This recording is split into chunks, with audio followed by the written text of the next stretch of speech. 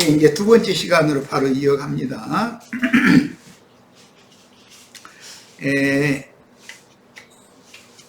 영적인 병을 고치는 것은 말씀으로 고친다는 것까지 같이 말씀 나눴어요. 자, 이번에는 에스겔 47장 1절로 12절 말씀인데 그걸 다 할 수는 없어서 마지막 부분 11절 12절 인용한 말씀을 읽어보겠습니다. 그 진펄과 개펄은 소송되지 못하고, 여기는 소송이라고 번역을 했어요. 고친다는 표현을.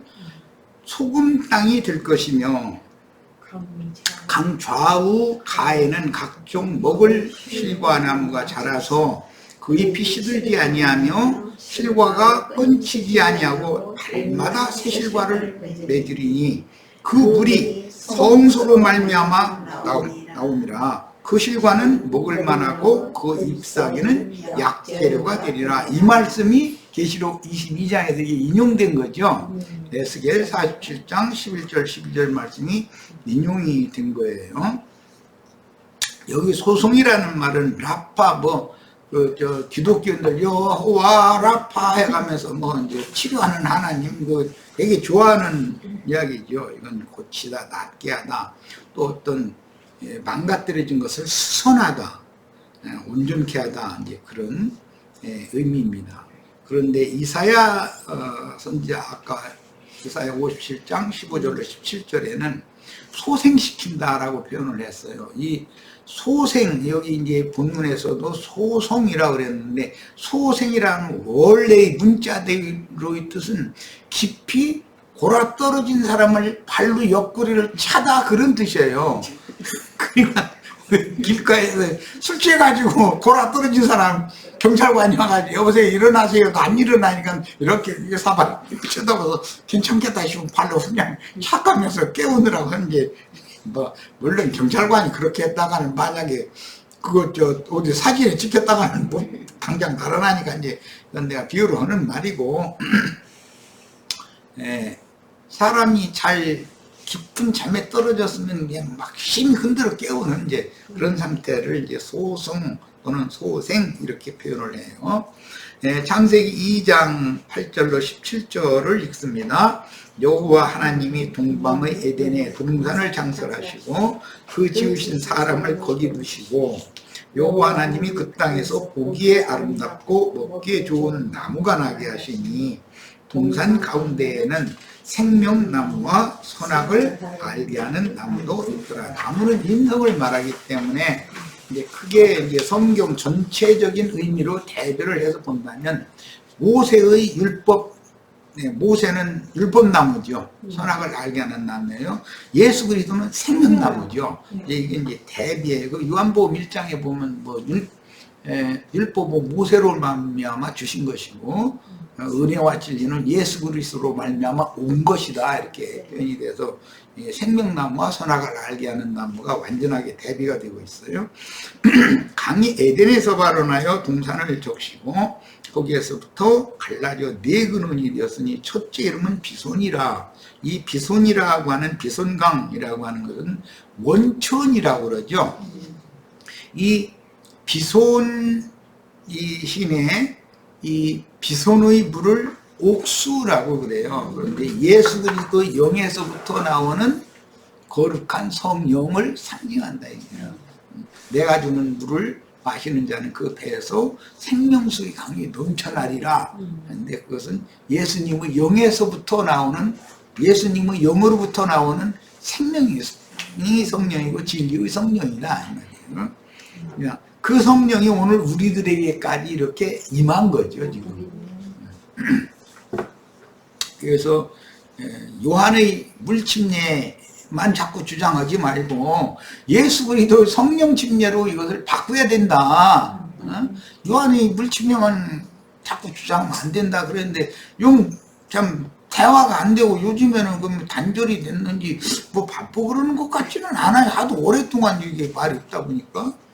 이게 뭔가 지금 많은 생각을 하고 있는 중인 건지, 아이고 그 사람들하고는 상대해서 안 되겠다 싶어서 그냥 그만두는 거니, 난 그 의미도 모르겠어요 지금은. 그러나 어쨌든 이제 내가 이제 첫날 같이 만나던 날도 언니가 요단 동편의 애논물로 요한은 침례를 줬는데, 예수님이 또 광야로 가서, 이것은 이제 요단 건너 서편 광야, 거기는 브엘세바라고 하는 아브라함, 이삭, 야곱의 기업이 있던 이제 그곳으로 가서 거기에서 또 제자들을 통해서 침례를 줬다고 그런다. 그러면 예수님이 침례를 준 요단 서편 광야와 요단 동편 광야가 같으냐? 그렇지 않다라는 걸 얘기했는데 못 알아들어요. 내가 하는 말을 도무지 못 알아듣는 거예요. 왜?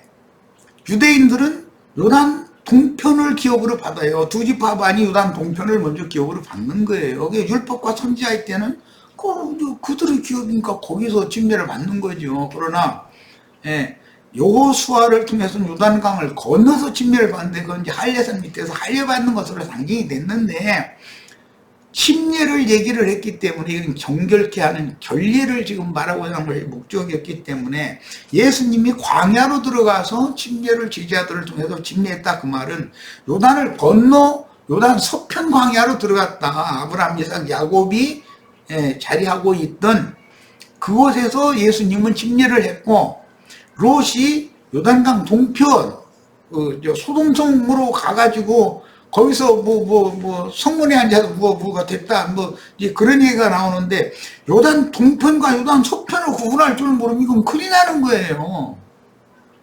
오늘 우리는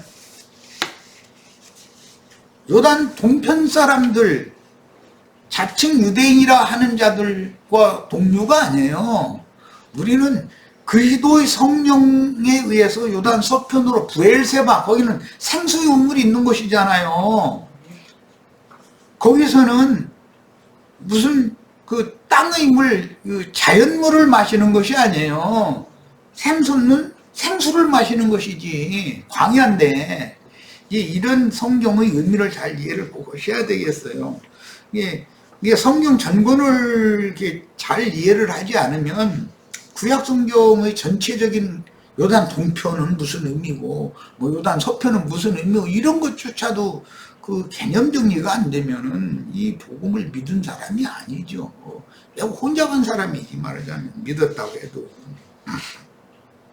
강 얘기하다가 보니까 그 옥수가 발원되는 그 비손강 이야기를 하다 보니까 이런저런 얘기가 나온 건데, 여호와 하나님 그 사람을 이끌어 에덴 동산에 두사 그것을 경작하며 지키게 하셨다. 에덴 동산을 경작하고 지키는 직무가 아담에게 있었다는 거예요. 그런데 거기에서 뱀의 미혹을 받은 자기 아내 여자의 말을 듣고 그도 금령의 나무 실과를 같이 먹어버렸더라는 거잖아요. 그러니까 즉 말하자면 의문에 속한 육체의 율법 계명을 받아들여 버렸다, 이 말이에요. 그런데 그것도 하나님의 또 계획이 있는 거예요. 모든 사람은 마음에 새긴 율법이라는 게 다 있어요. 없는 사람이 없어요. 사람이 옳음이나 사람의 선함이라는 기준이 없는 사람이 어디가 있어요. 그것이 없으면, 양심의 법이라는 것이 없으면 세상 나라가 굴러갈 수가 없는 것이죠. 다 아까 밥 먹으면서 세상에는 일반적인 상식이 통하지 않는 이상한 사람, 우리들 보면 정신병자인데 그 사람들이 우리를 보면 우리가 정신병자예요. 자기가 다 제일 옳거든 지금 세상에서는. 그런 사람들이 많으면 세상이 다 힘들어지는 거지 뭐. 맞아, 남까지 피곤하게 해가지고. 그런데 자기는 자기 옳음 때문에 그러거든. 자기가 100분 옳거든 지금. 이게 보통 문제 아니지. 그래서 에덴 동산을 경작하며 지킬 사명이 있었던 아담이 이제 그 하나님의 금령의 나무 실과를 멈춰 벗게 된 경우, 즉 율법 말씀을 먼저 받아들이게 하신 것이 하나님의 계획이 있어 그런 것이죠. 양심의 법이 없으면 복음을 받아들이지를 않죠. 세상 없는 사람. 그런데 천연적인 양심, 그 저 기독교의 신학 용어로는 그 이제 일반적인 은총이다 그러는데, 세상 나라가 그래도 막 삐거덕 금방 이렇게 그냥 끝날 것 같은데 시간이 자꾸 연장되는 것은 모든 사람들의 양심을 하나님이 붙들고 계시기 때문에, 모든 사람들이 양심이 전부 이상한 것을 옳다고 주장하는 그런 사람들처럼 다 돼버렸다 그럼 다 미친 데기만 사는 나라가 되는 거예요. 그러면 세상이 굴러가겠어요 그러면은. 그런데 이제 우리 같은 경우는 이제 기독교에서는 자신들은 특별은총 받았다 그러는데, 특별은총은 우리가 받은 거예요. 잠언 4장 20절로 24절, 내 아들아 내 말에 주의하며 아버지 말에 주의하라. 이것은 하나님의 말씀을 경각심을 가지고 들으라, 그런 뜻이죠. 내가 말하는 것에 네 귀를 기울이라.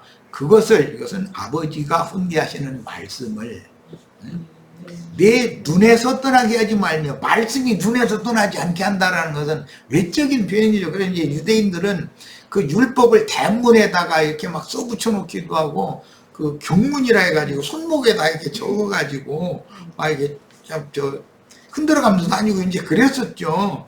그런데 이 눈에서라는 건 네 영에서 하나님의 말씀이 곧 성령인데, 하나님의 영이 내 영에서 떠나가지 않게 해라, 함께 있게 해라, 지금 그 말이고, 내 마음속에 지켜라. 하나님 아버지 말씀을 네 마음에다가 간수해둬라, 이 말이고, 그것을 얻는 자에게 생명이 되며, 그것은 얻는 자에게 생명이 되며, 그것은 아버지 말씀이에요. 그 육체의 건강이 됩니다. 그러니까 지금 우리 홍영재님이 늘 영과 혼만 구원받는 얘기 말고 몸도 구원받아야 된다는 건지, 홍영재는 그걸 참 애타게 하는데 어떤 형제들은 그 행위로 주장하면 안 되는데 이래가지고 그죠?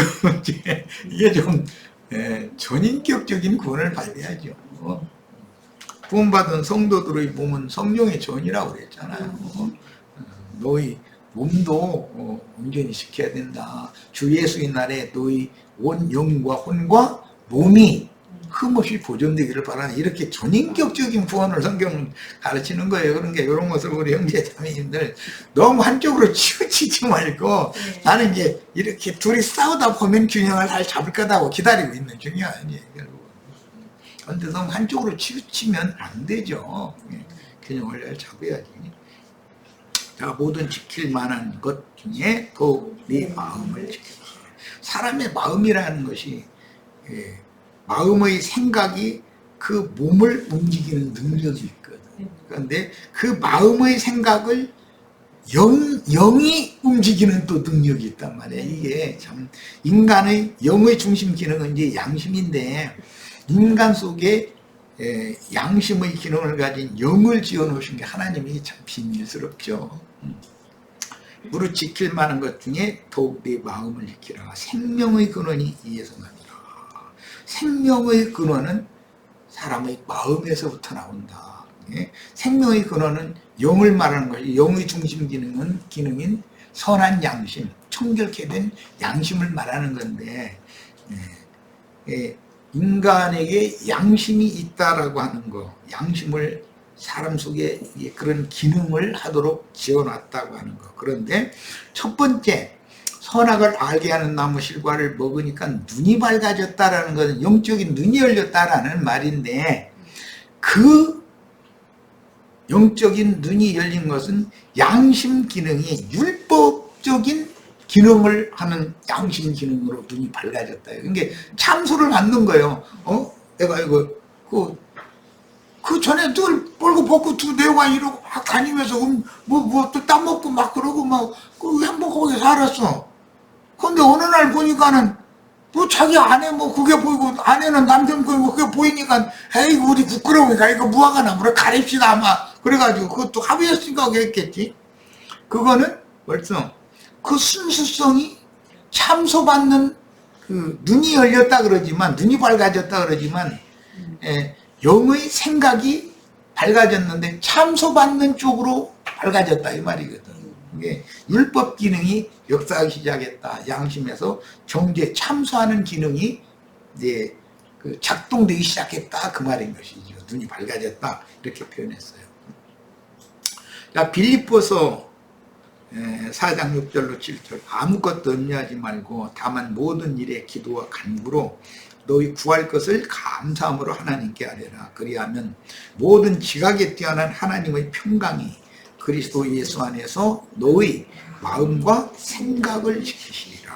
제일 중요한 것은 내 마음, 내 생각을 나는 지킬 수 없다는 것을 자백을 해야죠. 나는 너무 약해서 나 이제 쉽게 얘기하자면 이거는 뭐 비유니까 나 담배 이제 올해부터는 담배 끊겠어. 그런 사람이 한두 달 끊었다가 다시 피고 그게 니코틴에서 완전히 이렇게 벗어나지를 못하는 경향이 굉장히 많잖아요. 이것은 죄성으로 점철된 사람은 결심을 해도 그게 안 된다는 거예요. 결심이 하죠, 매년. 그런데 마음과 생각을 사람은 지킬 수 없다라는 말은 양심상 이미 죽은 상태이기 때문에 자기 마음과 생각을 자기 스스로는 절대 킵할 수 없다. 붙들고 이렇게 지킬 수 없다. 이제 그 말인데, 그러면 누가 이걸 해야 되느냐? 예수님의 양심과 예수님의 마음이 나의 마음과 나의 영에 연합돼서 그분이 내 안에 들어오셔서 그분이 내 마음을 이게 조율, 컨트롤하고 내 생각을 또 조율해서 그분이 조종을 해줘야 되는 일이지, 나는 그게 내 마음과 내 생각을 난 지킬 수 없다는 거예요. 이것을 인정하지 않는 사람은 복음을 안 믿게 돼 있죠. 하나님이 구속을 이루시고 살려주는 영에 대해서 믿는 자 속에 들어와서 그분이 왕 노릇하고 그분이 지배자 노릇을 할 때나 내 마음과 생각을 그분이 원하는 대로 붙들고 지켜주실 수가 있는 것이죠. 예, 하나님의 말씀이 얼마나 능력이 많은지, 말씀으로 천지 만물을 창조하시고 말씀으로 우주 만물을 다 붙들고 계신다, 이렇게 되겠어요. 히브리서 1장에 보면. 자, 이것은 뭘 말하는 거예요? 궁극적으로는 내 마음과 내 생각을 주님이 딱 붙들고 계셔야만 나는 정의치를 딱 지킬 수 있다라는 것을 보여주는 거예요. 주님께서 붙들어 주시지 않으면 다 엇나가고 빗나가고 뭐 그러다 보니까 사방에 부딪히고 그냥 지잘났다고 막 이게 떠들고 다녔다 보니까 시끄러운 거잖아요. 그래서 자, 여호와 하나님이 그 사람에게 명하여 가라사대 동산 각종 나무 실과는 네가 임의로 먹되 영과 생명의 말씀을 믿어서 생명 양식으로 취하되, 그 말이에요. 선악을 알게 하는 나무 실과는 먹지 말라. 이것은 성령을 얻고 육신에 있는 자들이 혼잡한 가르침은 받아들이지 말라. 그런 명령이었죠. 네가 선악을 알게 하는 나무 실과 그것을 먹는 날에는 정령 죽으리라. 그런데 뱀이 이리저리 돌려가지고 결단코 죽지 않는다, 딱 이렇게 하나님의 말씀을 뒤집어 놔버리죠. 뱀은 육체를 미혹하는 말을 했고 930년 사니까 진짜 뱀의 말이 맞는 줄 알았을까요? 100년 동안이나. 그런데 사실은 결과적으로는 죽었잖아. 그 먹는 날, 그날 영은 죽은 것이거든. 그런데 죽은 자로서 900년을 넘도록 산 것이죠. 그래서 죽은 자가 아무리 선을 행해도 여전히 죽은 행실이다. 이게 율법을 다 지켜도 거듭나지 않은 사람이 율법을 다 지킬 수도 없지만 설사 율법을 다 지켰어도 하나님이 보시기에는 그것은 죽은 행실이다라는 것이죠. 자, 그 다음에 여자가 그 실과를 따먹고 자기와 함께한 남편에게도 주매 그도 먹은지라. 이에 그들의 눈이 밝아. 이 눈이 밝아졌다라는 것은 영이 밝아진 것을 말하는 건데, 영의 생각이 트였다. 뭐 이제 그 사람 저기 많이 이게 열렸더만 트였더만 이렇게 말하는데, 눈이 밝아졌는데 어느 쪽으로 밝아졌냐면 자기들이 몸이 벗은 것을 알게 되는 쪽으로 밝아졌다는 거예요. 그러니까 주님의 구속이라는 것은 이런 벌거숭이들을 가려주고 덮어주는 옷이 되어주는 것이 구속인 것이죠. 그래서 그것을 이제 알게 되었다라는 게 이것은 참소받는 양심이 작동되기 시작했다 그 말이죠. 순수함이 이제 없는 것이죠. 정죄하고 참소하고 비판하고 이런 쪽으로만 눈이 딱 이제 트인 거니까. 무화과나무 잎을 엮어서 치마를 하였다. 이건 무화과나무 잎은 뭐 서두에 아까 말씀드린 것처럼 생명나무 잎과 의도적으로 이게 성경이 대조하는 것이다. 무화과나무 잎이라는 것은 사람의 의를 강조하고 하나님 보시기에는 그것은 전부 헌 누더기에 지나지 않는다. 그래서 그 헌 누더기 옷을 벗기고 새 옷을 지어 입혀주러 주님이 오신 것이죠. 엊그제 내가 그 새천야기 레위기 집회 때 주님의 속옷 입고 이제 겉옷이 있는데 겉옷은 네분깃으로 찢었다. 그것은 율법 행위는 그것은 어차피 갈기갈기 그건 폐기시켜야 되는 거예요. 찢어가지고 그냥 기분 내키는 대로 네 사람 다 하나씩 나눠 가졌고. 그런데 그 속옷 대제사장의 속옷인지 제사장들이 겉옷인데 그 속옷은 호지 아니하고 통으로 천 이렇게 두른 거였다는 거예요. 그것은 제비 뽑아가지고 당첨되는 사람이 한 벌 봉당 한 필이지 한 필 다 가져가는 것이고 우리 형제 자매님들 다 당첨되셔가지고 제비 뽑혀가지고 새천 한 필씩 이렇게 다 주셨기 때문에 그걸로 새 옷을 지금 지어 입고 있는 중이에요. 그래서 시집갈 때는 반드시 하늘이 보낸 그 새천으로 지은 옷을 입고 가야 되는 거다.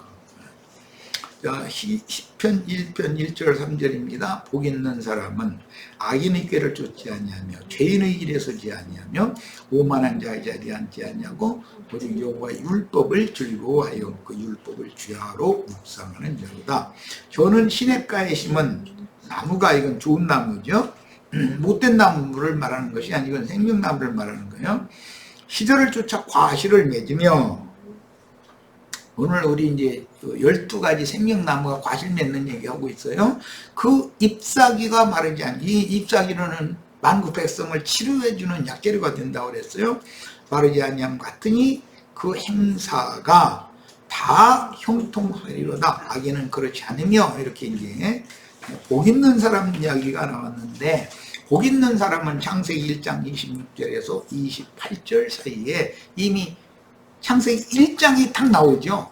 그 사람이 누구냐? 예수님을 말한 거였었어요. 그리고 그리스도 신부된 거룩한 성 세루살렘을 말한 거예요. 남자와 여자.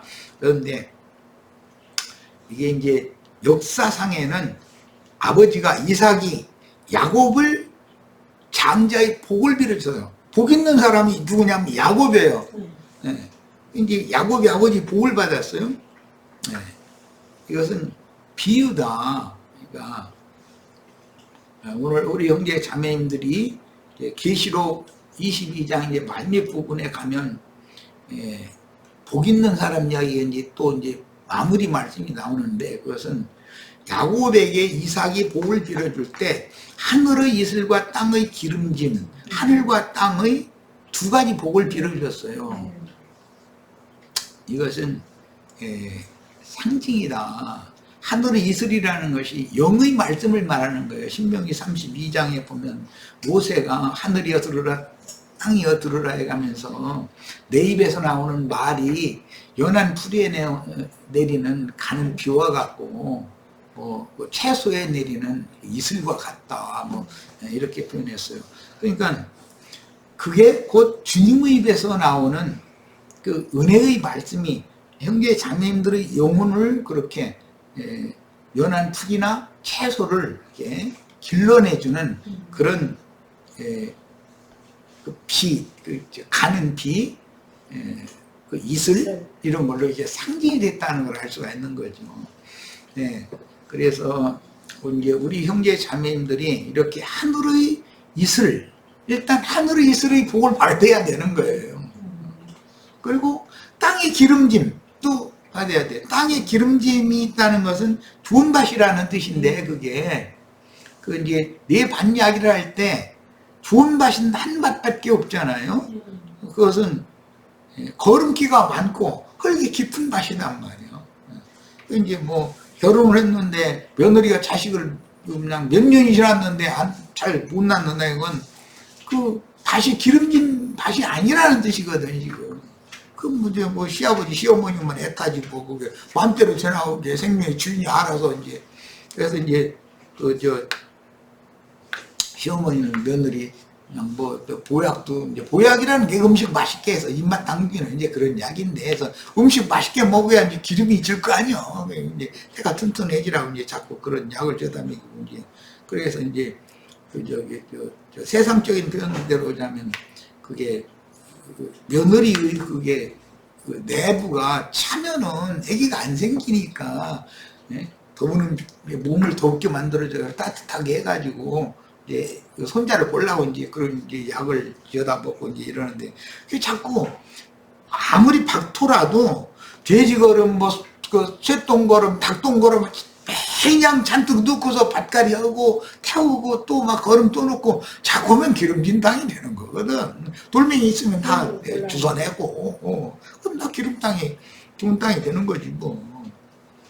이런 것이 인간 사는 하나의 상징인 것이죠. 좋은 땅이라는 것은 자기가 얼마나 많은 죄악이 있는 사람인지, 거룩기가 많은 사람인지, 내가 얼마나 푹푹 썩은 인간인지. 거름이라는 게 썩지 않은 센 거름은 그게 열기를 내기 때문에 씨앗 거기다 뿌리면 다 씨가 타서 죽어 그냥 골아버리죠. 그런 거 보면 세상 이치가 참 놀라워 하여간. 그래서 폭삭 썩은 거름 갖다가서 좀 퍼다가 흙에다 주고서 구우고 섞어서 쟁기해서 딱 갈아서 해가지고 햇빛에 태워놓고 나면은 뭐 채소 씨 뿌리면 잘 이제 이렇게 그런 걸 보면은 하나님은 박토도 좋은 땅으로 고치는 재주가 있는 분이죠. 아이 경수 끊어진 지 오래된 사람도 전효태로 만드는 재주가 있는 분이니 그게 좋은 땅을 만든다는 뜻이죠. 경수 끊어지면 그건 뭐 아무 때도 쓸데없는 땅인 거 아니요, 그게.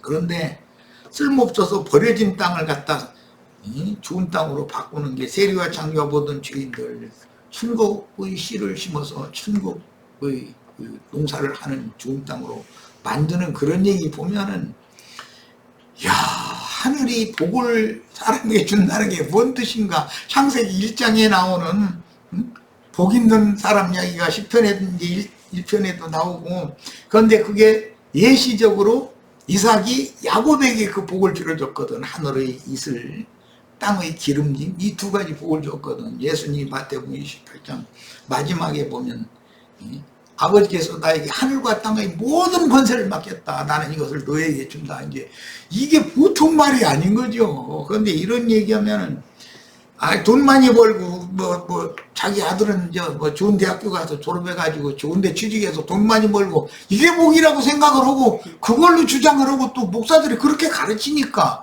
나처럼 가르치면은 그건 이해가 안 되죠. 진짜 우리 형제 자매님들 참 복받은 거 감사하셔야 돼. 영적인 영혼이 복을 받으셔야 돼요.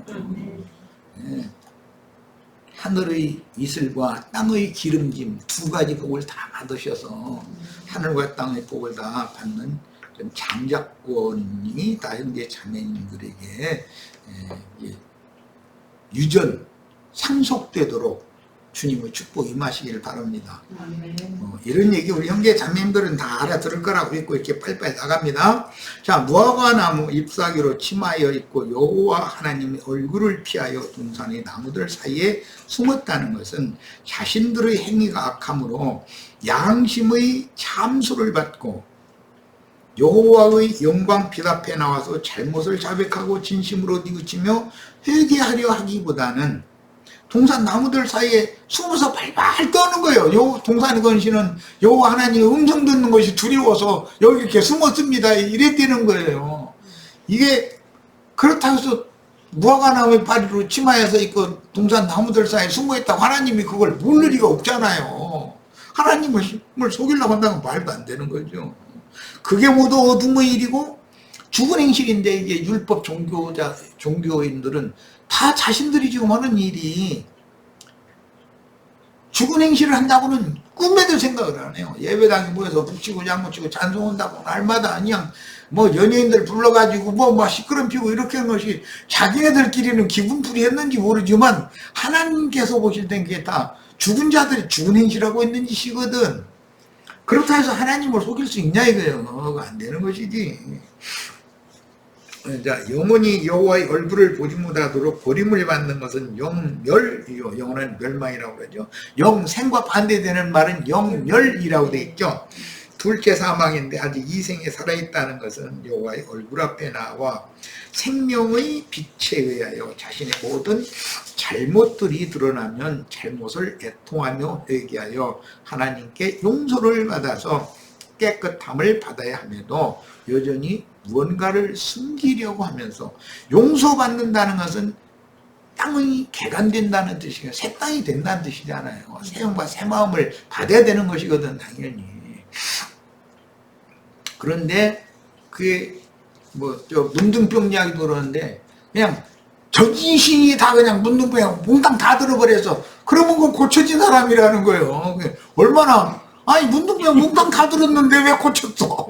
그 말이 안 맞는 말이잖아요. 내가 하나님 앞에 얼마나 부패하고 썩은 인간인가에 대해서 너무 철두철미하게 이게 영으로 딱 깨달아지면은 내 양심만 같더라 이런 소리를 절대 못하죠. 그렇게 되면은 그 사람은 주님 앞에 은혜를 입을 수 있게 된다는 거예요. 사람이 구원받는 것은 그 사람의 상태에 따라 달린 거예요, 결과적으로는. 생명나무 잎사귀 비유로서 인자 예수와 사도들, 증인들이 삶으로 보여준 믿음의 행위들, 곧 믿음의 사람들이 보여준 믿음의 본이 되신 삶인 하나님의 의를 이루는 행위를 상징하므로, 그냥 행함만 말해서는 안 되는 거죠. 하나님의 의를 이루는 행위를 해야 되는 거예요. 이것은 교회 생활을 말한단 말이에요. 인간 세상에서 뭐 가난한 사람한테 뭐 헌금도 하고 그런 거 하지 말라는 게 아니라, 그런 행위를 말하는 것이 아니에요. 사람의 의를 이루는 그런 행위를 말하는 게 아니라 하나님의 의를 이루는 행위를 말하는 거예요. 거룩하고 흠이 없는 영광스러운 교회로 건축되는 것만이 하나님 보시기에 의를 이루는 삶이다라는 거예요. 이것을 본을 보여야 된다는 것이죠. 아까 이제 첫 번째 비손강 얘기 나왔는데, 이게 생수의 분출, 그 분출되는 생수를 옥수라고 한다라는 걸 여러 번 말씀드려요. 이건 주님의 입으로, 주님의 영에서부터 나오는 진리와 생명의 성령을 말한다. 그 영을 마시면 깨끗하게 씻어지고 그 땅이 생명 공급을 받아서 좋은 땅이 되게 마련이죠. 세상에서도 뭐 아프리카 그 땅 이렇게 강줄기 이렇게 거불거불 흘러가면 거기엔 초식들이 자라기 때문에 모든 동물도 살고 다 살잖아요. 그런 것은 하나의 표상이 되는 거죠. 자, 에덴에서 발원한 생명강의 시작이며, 에스겔서에서는 생수의 물이 성소로 말미암아 나오는 물이라고 기록된 말씀을 통해서 에덴 중앙에서 발원한 비손강은 곧 성전의 성소에서 발원되는 생명의 물인데, 분출 혹은 생수의 원천이라는 뜻의 강 이름, 비손이라는 강 이름을 통해서 어린 양의 보좌를 상징하는 에덴의 중심인 비손, 이것은 인자 예수의 영을 상징한다는 거예요. 이게 하나님의 보좌는 예수님의 영인 것이죠. 시편 1편에 나오는 복 있는 사람, 지금 조금 전에 복 있는 사람에 대해서 내가 이제 성경이 말하는 복 있는 사람이라는 게 뭔 뜻인가요? 말씀드렸어요. 하늘의 이슬, 야곱에게 이삭이 빌어준 복이에요. 하늘의 이슬과 땅의 기름진 두 가지를 빌어줬어요. 그게 복이에요. 오늘 우리 형제 자매님들의 심령과 마음에 하늘의 이슬과 땅의 기름진 복이 임하기를 바랍니다. 꼭 그렇게 되셔야 되겠어요. 그래서 정결한 좋은 밭, 처녀의 태로 바꾸시야 돼. 즉, 말하자면 새 영과 새 마음을 다 받아서 새 것이 되셔야 되는 거예요. 그래야 주님께서 오셔서 진리의 씨를 심으면 받아 흡수가 되는 거거든. 씨를 심었는데 다 토해내버리면 형태가 안 되는 거지, 뭐. 씨를 심으면 받아들여야지. 그래야 발화를 생명이 나는 거지. 자, 참성전의 실체요, 구속받은 모든 영혼들의 영원한 안식의 처소인 에덴 동산의 실체이신 주 예수의 마음 중심은 생수의 근원이요, 사탄을 떠나 메시아께로 돌아가는 것이 모든 인생이 추구하는 바, 영원한 본향을 목표로 삼고 이 생을 행인과 나그네로 장막에 살았던 선진들이 바라본 믿음의 표대였다는 것도 알게 됩니다.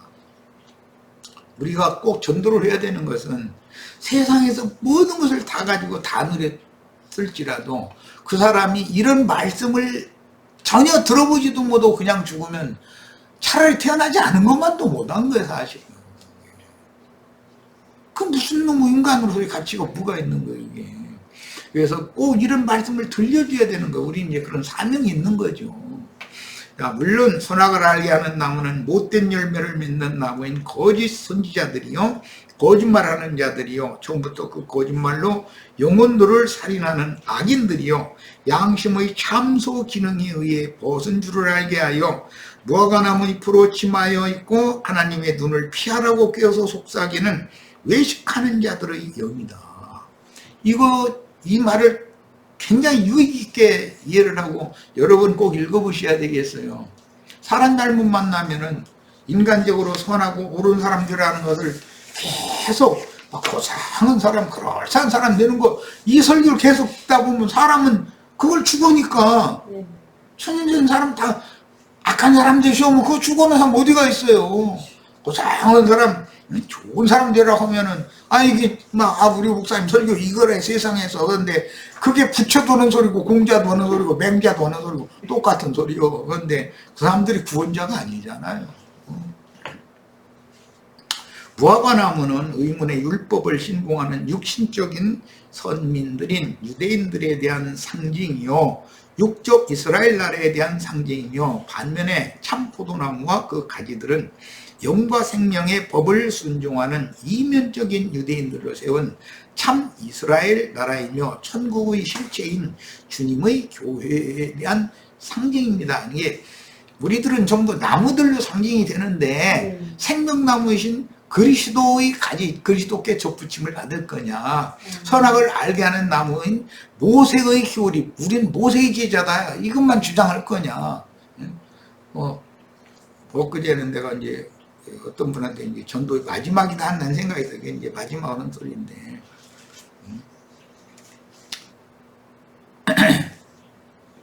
모세와 엘리야 이때에 엘리야의 영과 능력으로 운행받은 요한의 제자로 남을 것이냐, 그러니까 그리스도의 제자가 될 것이냐, 이거 내가 마지막 질문으로 이렇게 딱 이제 해놨어요. 그러면 생각을 해봐야 되는 것이죠.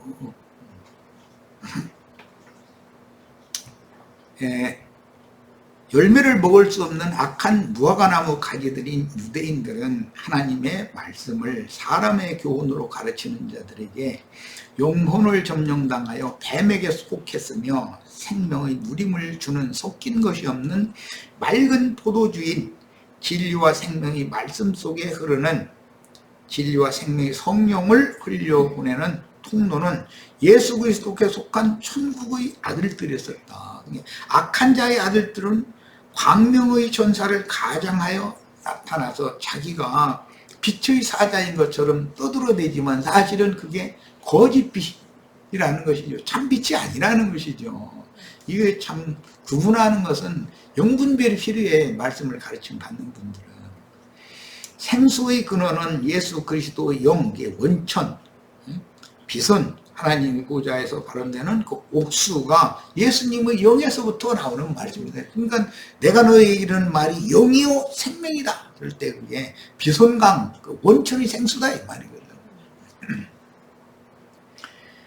그 다음에 예수님의 영에서 발원한 성령의 흐름이 바로 어린 양의 신부성을 흘려서 생명수를 공급하는 사자들을 통하여 성 밖의 만국에까지 골고루 공급되는 생명 강인이 현세에도 그 영과 신부의 말씀 속에 흐르는 영의 흐름이 신세계로 연장된다는 사실을 알 수 있어요.